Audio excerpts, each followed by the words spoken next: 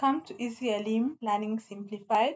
My name is Ruth, and today's topic is called chemical families. And today we are still going to be looking at alkaline earth metals. And for today, we are going to be looking at specifically some of the chemical properties of alkaline earth metals. Previously, we had looked at some physical properties, so for this part, we are going to look at some of the chemical properties, then dive into working out a few questions. So one of the chemical properties of alkaline earth metals is reaction with air or oxygen. So alkaline earth metals usually burn in air to form oxygen, oxides or metal oxides. And the more reactive alkaline metal may also react with nitrogen to form corresponding nitride. It is important you note that these metals do not only react with oxygen in air, but they also react with nitrogen in air. So you notice an higher increase in mass, especially if you are measuring the mass of these products of the metals burning in air. So for example, magnesium burns in air with a brilliant flame to form a white solid. We repeated these reactions in Form 1. Go and check that out. And this white solid is a mixture of magnesium oxide and magnesium nitride. So if you were to write the two equations, you can see the first equation is magnesium plus oxygen to form magnesium oxide. It is balanced with correct state symbols. And then the next equation is magnesium reacts also with nitrogen to form magnesium nitride. So both of these products are actually the ones that are forming the white solid. So that's the reason why when you measure the mass of this product, it's very, very, very high than what you started with initially. For calcium, it burns in air with an orange flame to form a white solid. Flames are important, as you've noticed, even in the previous lessons. So the white solid is also a mixture of calcium oxide and calcium nitride, and the equation are as shown. Calcium reacts with oxygen to form calcium oxide, and then calcium also can react with nitrogen to form calcium nitride. So the trend in the reactivity of alkaline earth metals when burning in air is not clear. The reason why it is not clear is because of the oxide coating that is formed on top of the metal, which slows down the reaction of calcium uh, or even magnesium. So it is important to polish these metals so that you can be able to make reactions or do experiments with them. Next, we look at the property of reaction of these metals with cold water.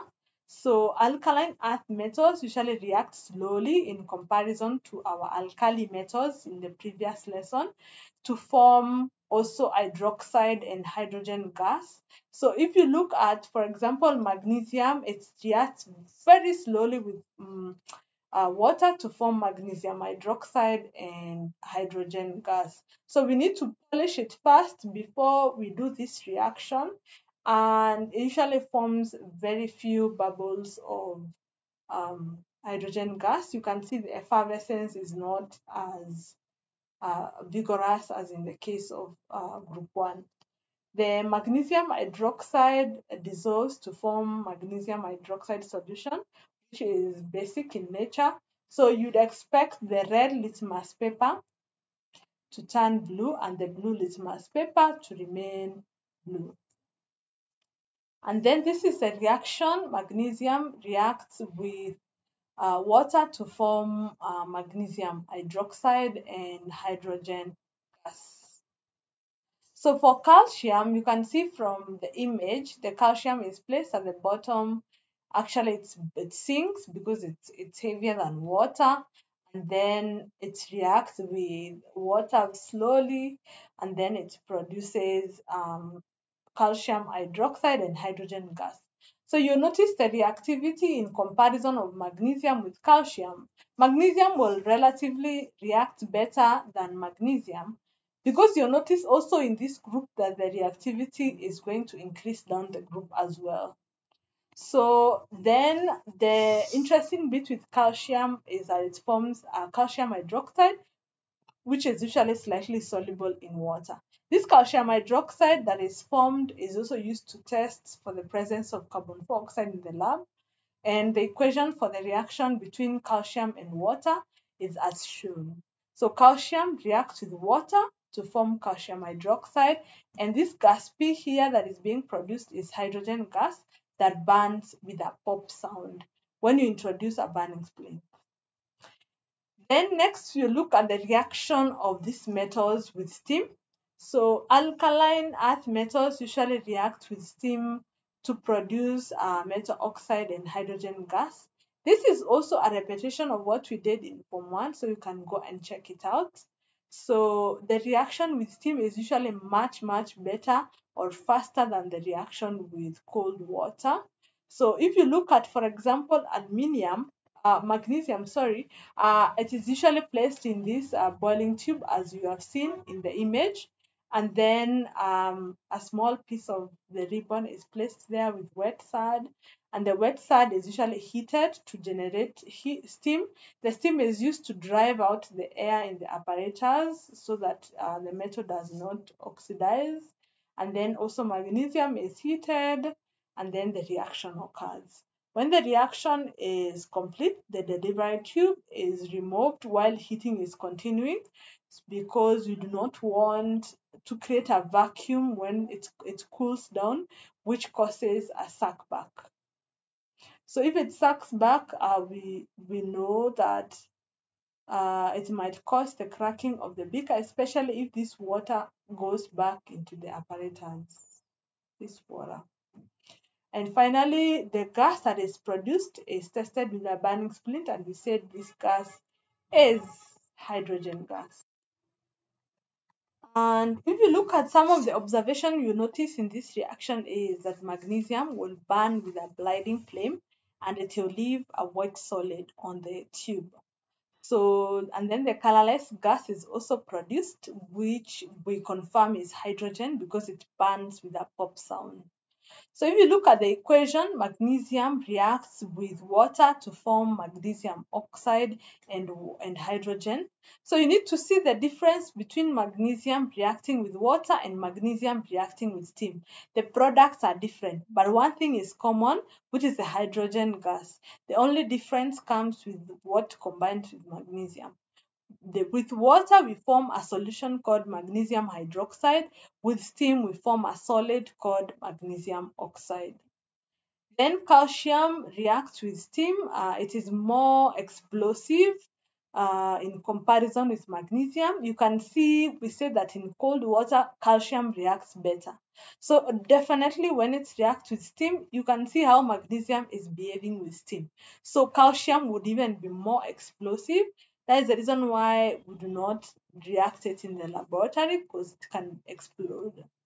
So next we look at a few questions, and these questions are going to help us to understand what we have been discussing. So when magnesium metal is burnt in air, it reacts with both oxygen and nitrogen gas, giving a white ash-like substance. Write the two equations for the reactions that take place. So we said magnesium reacts with oxygen to form magnesium oxide because we know oxygen is the active part of air.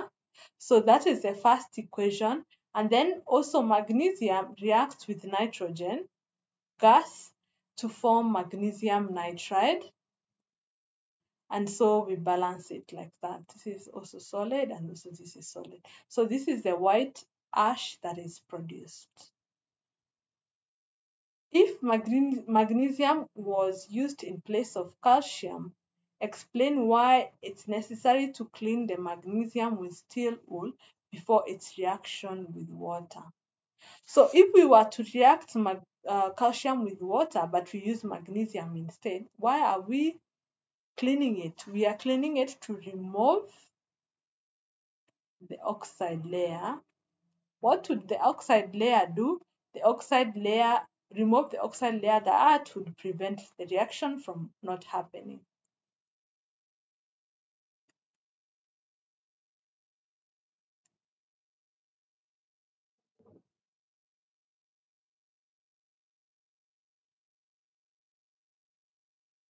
So don't just say it is used to remove the oxide layer. What would the oxide layer, how would it affect the reaction? It will do so by preventing the reaction from happening.